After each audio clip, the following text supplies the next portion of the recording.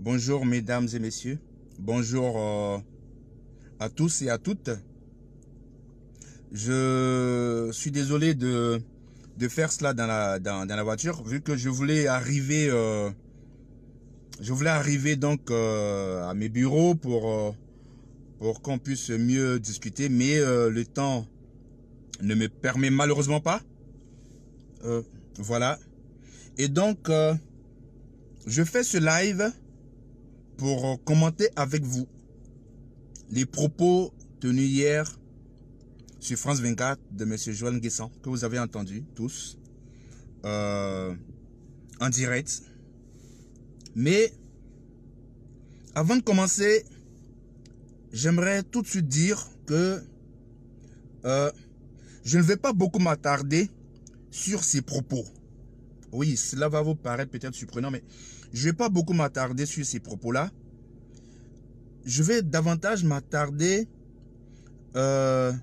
sur, comment dire, ce qu'est la politique ivoirienne et ce que nous voulons que la politique ivoirienne soit.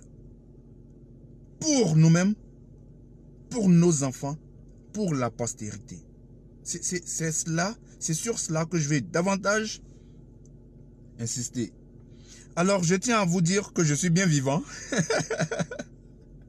là devant vous, et que hier, je suis rentré tranquillement chez moi, par pure grâce de Dieu. Voilà. Première chose, c'était une menace. Il faut que les choses soient très claires. Je lis par-ci, par-là, j'entends. Non, c'était des menaces. Qu'on s'entende très bien sur cela. Pourquoi c'était des menaces? La première chose, c'est il m'a nommément cité, nommément désigné. Parmi tous les intervenants, vous noterez que j'ai été le dernier pour le premier tour de table. J'ai été le dernier à intervenir pour le premier tour de table. Il m'a nommément désigné pour dire, je voudrais répondre à mon petit frère André Silver Conan. Il m'a nommément désigné. Et il a dit, il n'est pas sûr qu'il rentrera chez lui après cette émission. Il n'a pas dit, parce que vous savez, on est en Afrique. En Afrique, on a une certaine façon de nous exprimer quand on veut évoquer le malheur. On dit par exemple, je touche du bois, ou bien je ne le souhaite pas. Il ne l'a pas dit. Il n'y a même pas pensé. Il l'a dit. Il n'est pas sûr qu'il rentre chez lui à la maison après cette émission parce que la mort n'arrive pas seulement, je le dis comme ça, hein, la mort n'arrive pas seulement qu'à ceux qui sont malades. C'était une menace, mais on ne peut plus très clair. Ça, c'est la première chose. La deuxième chose, c'est que si moi, je veux prendre l'exemple de ce que la mort est imprévisible, que même les vivants, même les bien portants peuvent être victimes d'une quelconque crise, je prends l'exemple sur moi. J'aurais dit, moi, en ce qui me concerne, il n'est même pas sûr que moi, je puisse arriver chez moi à la maison, à la fin de cette émission. Je ne dirais pas, il n'est pas sûr que Joël Nguessan puisse arriver chez lui à la maison alors qu'il y avait plusieurs intervenants sur le plateau. C'était une menace. Voyez-vous, bon, il paraît que j'aime bien cette expression. Voyez-vous, en Afrique, et pas seulement, parce que vous avez vu, cela a surpris le journaliste qui était présent, qui n'est même pas un Africain. Il a dit, mais vous êtes en train de menacer là. Il a dit, non, non, c'est pas une menace. Ok. Mais, pour moi, ce n'est pas tant cela qui est important. Bien sûr, pour moi, c'est une menace, c'est très clair. Mais, voyez-vous, c'est ça qu'on appelle sorcellerie là. Soubara. Ni te Soubaraya. Ni te Soubaraya. Ni Tete Djougou. Tete Djougou.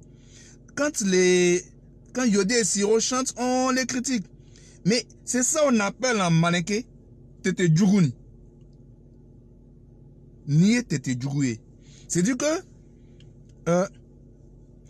sous le couvert d'une démonstration, tu appelles le malheur sur l'autre. Tu appelles le malheur sur l'autre. C'est exactement ce qui a été fait. Mais, encore une fois, je ne veux pas m'attarder sur cela. Je ne vais pas m'attarder sur cela. Je fais cette vidéo pour évoquer 3 sujets en rapport avec cette sortie malheureuse. Première chose, la déshumanisation de certains hommes politiques en Côte d'Ivoire. La déshumanisation de certains hommes politiques en Côte d'Ivoire. Voyez-vous, Joël Nguessan, c'est quelqu'un que je connais très bien, avec lequel j'ai de très bons rapports. Très bons. Au sein du gouvernement RHDP, j'ai de très bons rapports avec de nombreuses personnalités, en dépit de ce que les gens peuvent imaginer, peuvent soupçonner. C'était exactement le cas sous Laurent Gbagbo. J'avais de très bons rapports avec des personnalités proches de Laurent Gbagbo, y compris dans son entourage immédiat. De très bons rapports. C'est ainsi que quand la FECI d'alors, en 2009, avait planifié mon enlèvement, suivi sans doute de mon assassinat, j'ai été alerté aussi bien par voie divine que par des personnes très proches dans l'establishment. Pour dire que j'ai de très bons rapports avec certains hauts cadres de l'administration, du gouvernement même, du président Ouattara. Et j'ai reçu plein de coups de fil depuis hier, y compris de la part de certains ministres. Mais cette déshumanisation devient inquiétante. Et les propos de Joël Nguessan en sont un symptôme. Joël Nguessan est quelqu'un avec lequel j'ai de très bons rapports. Je dis bien d'excellents rapports. On se connaît depuis des années. Moi, j'ai fait l'université de Bouaké. J'étais donc très jeune. Quand Joël voulait être candidat à la mairie de Bouaké, j'étais à mes débuts dans la presse. J'ai de très bons rapports avec lui. On se parle régulièrement, je le tutoie, voilà. Mais cela ne l'a pas empêché d'appeler le malheur sur moi. Cela ne l'a pas empêché. À ma grande surprise. Cette déshumanisation qui fait que, on a vu par exemple en 2010, où des frères, des sœurs, se sont pour certains livrés. Sont livrés certains frères. Ils ont signalé les positions de certains cousins, de certains amis.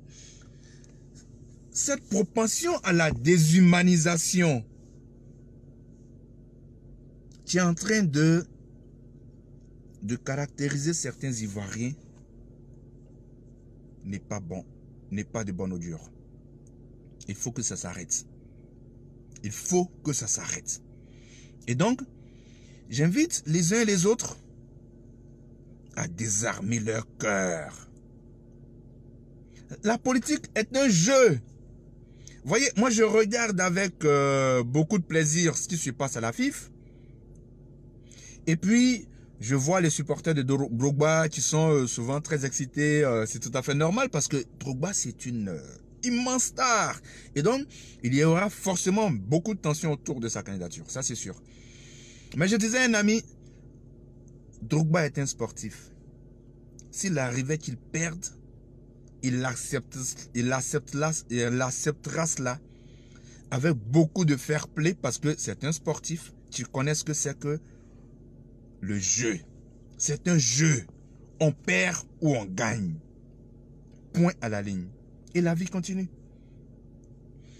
Malheureusement, certains ont fait de la politique une fin. Une fin. Et donc, c'est cette déshumanisation qu'on doit dépasser. Première chose. La deuxième chose sur laquelle tu entraînes donc cela, c'est le refus de la contradiction. Le refus du débat contradictoire. Et ça, c'est vraiment un problème. Le refus du débat contradictoire. Hier, je l'ai relevé sur le plateau. J'ai dit, mais écoutez, Joël Nguessan dit, non, non, ils n'ont pas le droit, ils ne doivent pas en parler, ils ne doivent pas en parler. Mais, Adama Bictogo en avait parlé. Alors, de quel droit Adama Bictogo, pourquoi est-ce que Adama Bictogo aurait davantage de droits, le droit de parler de la candidature au RHDP après la mort, mais vraiment, on regrette la mort. Gon était quelqu'un que je respectais, malgré le fait que j'étais très critique vis-à-vis du gouvernement. J'ai toujours été critique vis-à-vis des gouvernements. Sous Gbagbo, c'était la même chose. On va dire, je suis un peu le Yodé Siro de la presse. C'était quelqu'un pour qui j'avais beaucoup de respect. Beaucoup de respect. Aujourd'hui, je peux le dire, j'ai été approché. Les gens ignorent beaucoup de choses. J'ai été approché pour rentrer dans son cabinet par un ministre encore en fonction, que je ne citerai pas. Je l'ai dit, j'ai déjà été conseiller d'un premier ministre. Je l'ai déjà été. Bien sûr, l'aventure a duré juste quelques mois, 3 mois par là. Je suis un communicateur qui fait de la communication de haut niveau. Je fais de la communication pour premier ministre, pour ministre, voilà. Et je l'ai dit en plaisantant, tu penses que moi aussi je ne mérite pas d'être DG ou bien ministre? Que je mérite d'être ministre parce que j'ai les compétences pour cela. Et je ne suis pas sûr que parmi les ministres qui sont au gouvernement actuel, tous soient plus brillants que moi. Je l'ai dit en toute modestie et en rigolant. Et puis on a rigolé, j'ai dit non, je peux vous aider d'une certaine façon, avec des alertes, des messages, des analyses prospectives et tout cela. Ça, je peux le faire. Je l'ai fait pendant quelques 1, 2, 3 mois peut-être. Et puis après, j'ai vu que les gens ne prenaient pas au sérieux mes alertes. Et puis bon, j'ai laissé tomber. J'ai dit, bon, écoutez, voilà. Mais on avait donc, j'avais du respect pour lui. J'avais du respect pour lui. Et donc, ce refus du débat contradictoire doit cesser. Voilà. Quand il disait, non, c'est une cuisine interne, ils n'ont pas le droit de dire que... Non.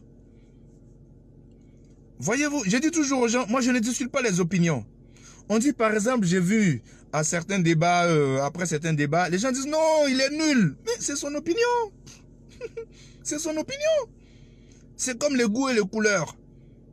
Il y en a un qui a même dit, bon écoutez, il touche trop ses lunettes, tout ça. Bon, voilà. Les opinions, on ne les discute pas, ce sont les opinions. Je dis par exemple, écoutez, une personne dit, ben écoute, il a une vilaine voiture, bien sa veste là, c'est son opinion. On doit respecter les opinions. Et on manœuvre pour que, on œuvre, on travaille pour que les gens acceptent donc de respecter les opinions des autres. C'est important si on veut construire une démocratie. Malheureusement, certains hommes politiques estiment que ce sont eux qui doivent autant porter le débat que la contradiction. C'est une hérésie démocratique. Et je l'ai dit, et ce n'est pas seulement au niveau du RHDP, hein, je l'ai dit, presque tous les partis politiques sont touchés par cela. J'ai eu une rencontre avec un proche de Bédier, qui m'a dit, oh, ben toi tu nous amènes, tu nous critiques trop, le vieux n'a pas besoin de ça, on s'en fout. Bon, je lui ai dit, calme-toi. Il dit, oui, mais attends, si nous choisissons notre candidat, où est ton problème? Je lui ai dit, ça n'est pas mon problème, mais si. Pourquoi? Et je lui ai expliqué, il a compris. Je lui ai dit, le PDCI choisit son candidat. Il n'y a pas de problème. Mais ce candidat a des chances d'être élu comme président de la République de Côte d'Ivoire. Autant que les candidats du FPI, du RHDP, de leader, enfin, ou indépendant. J'ai dit, ce candidat a des chances, comme les autres. C'est un potentiel président de la République. De ce fait, il n'appartient plus au PDCI. Et tout citoyen ivoirien que je suis a le droit le plus absolu de se prononcer sur cette candidature. C'est un droit absolu. Nos hommes politiques doivent apprendre la démocratie. Et c'est le troisième point que je vais développer. C'est le niveau du débat politique. Hier, je suis resté calme. Pas parce que j'avais peur. Je sais en qui j'ai cru. Moi, je suis chrétien. Et je vous le répète souvent, l'engagement spirituel que j'ai pris avec Dieu, c'est de poser les actes, non pour nuire, non par orgueil ou par arrogance, mais par charité, par envie de charité, donc de servir, de faire avancer les choses. Et tant que, en prenant cette position, je pense être dans cette ligne, je sais en qui j'ai cru. Et donc, ce genre de menace ne m'effraie pas beaucoup. Parce que je sais effectivement en qui j'ai cru. Et donc, le niveau. C'est cela qui me rendait calme, silencieux et sérieux. Le niveau du débat politique. Alors, comment est-ce que je suis arrivé à accepter ce débat? J'ai reçu un mail, voilà. Et puis les gens m'ont dit, il y aura donc Joël Nguessan, il y aura Aka du FPI, il y aura Vincent Hugeux, et puis Raphaël Kahn. J'ai dit ok. Donc, j'ai été en fait le dernier à être contacté. J'ai dit ok. Ils m'ont dit c'est par rapport au décès du Premier ministre Gon. J'ai dit ok. Que vous serez les premiers à qui je vais accorder une interview parce que le jour où ce deuil nous a frappés, cette tragédie est tombée sur la Côte d'Ivoire, j'ai été approché par plusieurs médias, une bonne dizaine de médias internationaux. Je leur ai dit, je ne veux pas me prononcer. Je ne veux pas parler. Je ne veux pas parler. Parce que, il faut que les Ivoiriens sachent aussi. Je reviendrai sur cette affaire de haut niveau. Nous avions des informations. Nous avions des informations, comme de nombreux dirigeants du RHDP, sur la fragilité de la santé de notre Premier ministre. Ce n'est pas moi qui le dis. Hier, sur le plateau de la RTI, presque tous les ministres l'ont reconnu. Sa santé était fragile. Je crois que c'est Kandia qui a employé ce terme-là. Mais écoutez, si quelqu'un fait un palud sévère et que on lui prescrit un traitement et qu'il en guérit, cet homme convalescent ne va pas se lever le lendemain pour aller faire 100 mètres plats. Vous ne voulez pas qu'on parle. Vous ne voulez pas qu'on parle. Et pourtant, c'était un pari risqué. Je suis malheureux de le dire. C'était un pari risqué. Et ma position a été toujours constante sur ce problème. Vous pouvez voir mes publications sur le sujet. J'ai dit, première chose, vous ne dites pas toute la vérité aux Ivoiriens. Ce n'est pas qu'un simple contrôle médical. Ayez le courage de dire que le monsieur est malade. Que le monsieur est malade. Je le dis avec beaucoup de peine. Je ne le disais pas pour nuire à quelqu'un, pour... Ma position était constante. Ayez le courage de dire que le monsieur est malade pour qu'on l'accompagne de nos prières. Ça, je l'ai toujours dit. Que ce n'est pas qu'un simple contrôle médical. Vous le savez très bien. À ce moment, on hésitait à parler d'opération de cœur et tout ça, et de greffe et autres. Allez sur Google, faites les recherches sur le pronostic vital après une opération de ce genre. Allez sur Google, on allait tous à l'école. Ma position était constante. Ce que j'ai dit hier, ce n'est pas nouveau du tout. Ma position était constante. Ayez le courage de dire aux Ivoiriens que le monsieur là, il n'est pas parti pour un contrôle simple. Il est malade. Il est sérieusement malade. Je l'ai dit à plusieurs reprises. C'était la première chose. C'était la première chose. Mais on avait d'autres informations. Sur le fait que les médecins hésitaient à le libérer parce que chaque fois que ils ont un patient de ce genre en Afrique, quand il vient, il retombe dans son même environnement, ça devient problématique. Mais allez sur la page Facebook du Premier ministre. Quand il est rentré, son rythme a repris. Et ça, c'est moi qui le dis, c'est pas moi qui le dis, c'est sa page Facebook qui est là. Il a commencé à recevoir les gens. Vous avez vu certains articles de presse, prenez, c'est son programme depuis le 2 jusqu'à maintenant. Quelqu'un qui sort d'une convalescence de 2 mois. Joe, même moi, par pure grâce de Dieu, je ne suis pas encore tombé malade pendant 2 mois. J'ai fait convalescence pendant 2 mois. Nous là, c'est nous, les histoires de palus, les trucs, nous les pauvres là, on a les maladies de palus, des trucs de grippe, voilà. Mais demandez à ceux qui font des convalescences de 2 mois. Et donc, quand on a annoncé son retour, j'ai fait passer plusieurs signaux, plusieurs messages à ses proches. J'ai dit, dites, laissez monsieur là, il va se soigner. Laissez-le, il va se soigner. Laissez-le choisir entre sa santé et le pouvoir. Laissez-le se soigner.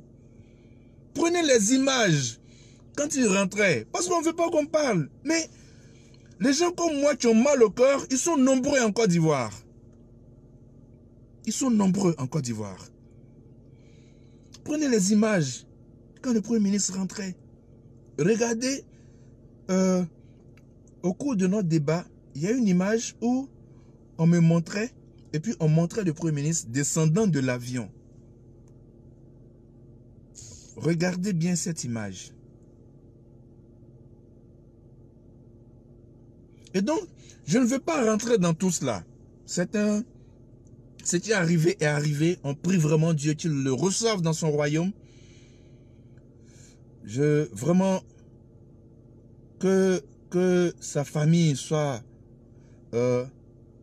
réconfortée. Et que Dieu ait pitié de nous tous. Mais, je reviens au débat pour dire, relevons le niveau. J'ai eu de la peine hier parce que quand j'écoutais Joël, j'avais mal au cœur. J'avais mal au cœur. Il a été ministre. Il a été ministre. Il est un haut cadre. Il est actuellement PCA.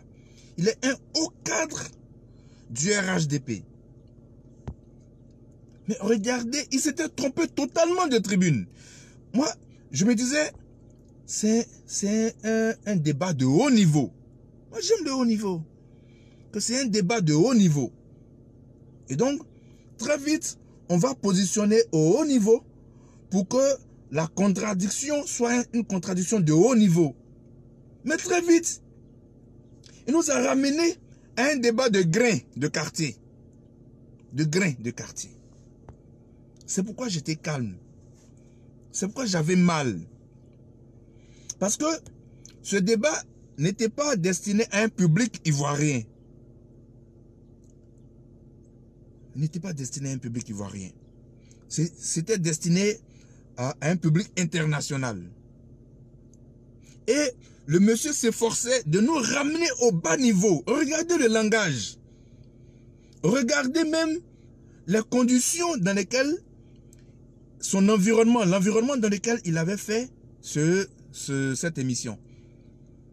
Mais enfin, un PCA aujourd'hui, c'est pas moins de 3 millions par là, de francs CFA.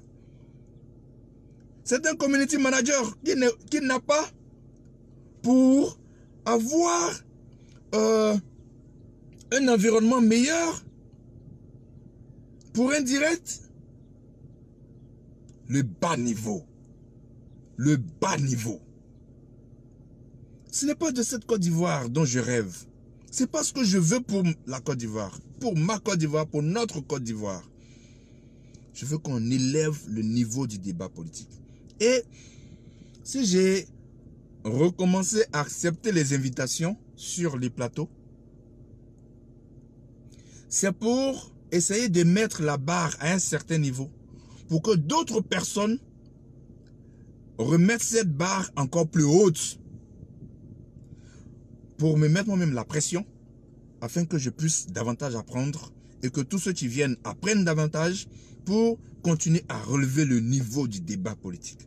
Parce qu'on n'arrivera à rien tant que le niveau est aussi bas. À plusieurs reprises, au moins à 2 reprises, elle a été recadrée par le journaliste, présentateur, pour dire non, c'est pas ce qu'il a dit. Non, c'est pas ce qu'il a voulu dire. Non, ce n'est pas de ça il s'agit. Mais enfin, un ministre, un ancien ministre et un PCA, qui est membre du conseil politique, donc l'une des instances les plus importantes du parti au pouvoir, qui ne sait même pas lire une parole immédiate, là, tout de suite, c'est grave. C'est très grave. Et donc, je fais cette vidéo non pas pour m'attarder sur ce qui s'est passé. Non. C'est Dieu qui pourvoit, c'est Dieu qui dispense, c'est lui qui est le maître de tous nos destins. Non pas pour faire mal à qui que ce soit, pour compatir à cette douleur immense. Vous imaginez que c'est la première fois que un premier ministre décède en Côte d'Ivoire, en fonction. Je dirais même que ce soit en fonction ou non, parce qu'on n'a pas connu beaucoup de premiers ministres, mais tous, anciens ou actuels, tous sont vivants, à part Gon qui est décédé. Le jour de son décès, je vous assure, j'ai mon assistante, parce qu'on avait quelque chose au bureau, j'ai mon assistante qui m'a dit, mais enfin, je sens que tu es vraiment affligé. Je lui ai dit, c'est une catastrophe. Et je vous assure, la première alerte que j'ai reçue, c'est il a eu un malaise. J'ai tout de suite appelé des ministres. Ils disent, bon, on se renseigne. Parce que vous savez, tous n'étaient pas au conseil. Certains ne m'ont pas répondu, d'autres... Et puis, j'ai reçu un SMS pour me dire, attention, il a eu un malaise, il a été conduit à la PISAM. J'ai dit, waouh. Je suis resté tout calme. Et mon assistant, on devrait travailler sur un dossier, est venu, j'ai dit, il faut libérer tous ceux qui sont là. Faut les libérer, il faut leur dire de partir à la maison. Et puis, sans expliquer. Et puis, quelques instants après, mais une très haute personnalité m'envoie un message, mais vraiment très problématique. Très problématique. Donc, j'essaie de l'appeler la personne non. Et je lui réponds, Dieu reçoive son âme. Et la personne me répond, Amen. Je suis resté, mais alors, Mais alors tétanisé. Et je vous assure, de 15h30 par là, quand j'ai eu, entre 15h et 15h30, quand j'ai eu l'information, je suis resté au bureau jusqu'à 21h. Je ne savais pas. J'ai un collaborateur, un chauffeur, je l'ai libéré. Enfin, parce que c'était un drame. Et donc, je souhaite vraiment que on fasse le deuil. Et je vais conclure en réitérant ma position, en m'adressant au président de la République. Cette position elle est publique, j'ai commencé à le dire depuis avant-hier. Le président Ouattara doit saisir cette occasion pour faire la paix avec tout le monde. Avec ses adversaires comme ses ennemis. Avec Bédié, avec Soro, avec Gbagbo, avec Blé Goudé, enfin, avec Mabri, avec Amontano. Il a la responsabilité de faire la paix avec tout ce monde-là. Il a la responsabilité de réconcilier vraiment le pays. Il doit saisir cette occasion qui nous enseigne que la vie est une vanité. Que la vie ne tient qu'à un fil. Que notre vie n'est rien en fin de compte. Il doit saisir cette occasion pour ramener une sorte d'atmosphère de paix, de tranquillité, de sérénité dans le pays. Il doit le faire. Il doit le faire pour lui-même, pour sa gouvernance, pour la Côte d'Ivoire, pour nous les habitants, pour nos enfants, pour la prospérité. Je ne vais pas rentrer dans les détails de candidature et autres, non. Je pense que on est arrivé à un stade où il doit laisser tout le monde se présenter. S'il veut lui-même, ça ne me pose pas de problème. Moi, je n'ai pas de problème de président qui va gouverner le pays demain. J'ai un problème de projet de celui qui va gouverner le pays. Le président Ouattara. Et vraiment, je m'adresse à ses proches, les zélateurs, les va-t-en-guerre, les boutous-feu, les kpakpatos, les djali. Mais vraiment, ceux qui voient la vérité et qui, par zèle inutile, veulent dire le contraire. Ce sont ces kpakpatos-là qui doivent aider le président à voir dans cette tragédie une opportunité. Je le dis avec mon cœur. Ça n'est pas de l'impunité. Il s'agit de notre pays. Il s'agit de notre pays. Il faut libérer le 7 août approche. Il faut libérer les prisonniers politiques. Il faut appeler les exilés qu'ils rentrent. Il faut aller les chercher. Il faut aller chercher Gbagbo s'il le faut à Bruxelles. Donner l'avion présidentiel pour qu'on envoie Blé Goudé et Gbagbo. Qu'on laisse ces histoires de poursuites contre Guillaume Soro et autres. Qu'on construise une nation qui n'a pas pour vocation toutes ces tensions. Ça fait 10 ans on fait ça. Ça nous a envoyé où? Donc vraiment, c'est mon cri du cœur. Cette position constante, je la tiendrai malgré les critiques, malgré la violence de certains propos, malgré les injures. J'ai bien conscience que je suis l'un des hommes les plus insultés de Côte d'Ivoire. C'est pas grave. C'est mon karma. C'est ma croix. Mais cet appel à l'unité, à réunir les enfants de Côte d'Ivoire, quel que soit ce qu'on leur reproche, quelles que soient les rancœurs qu'on a les uns contre les autres, il est temps pour nous de pardonner et de laisser les autres nous pardonner. Que Dieu nous bénisse. Que Dieu bénisse la Côte d'Ivoire et surtout, soyons toujours prudents par rapport à coronavirus parce que le virus est encore dans notre cité. Et n'oubliez pas le psaume 91. Dieu nous bénisse.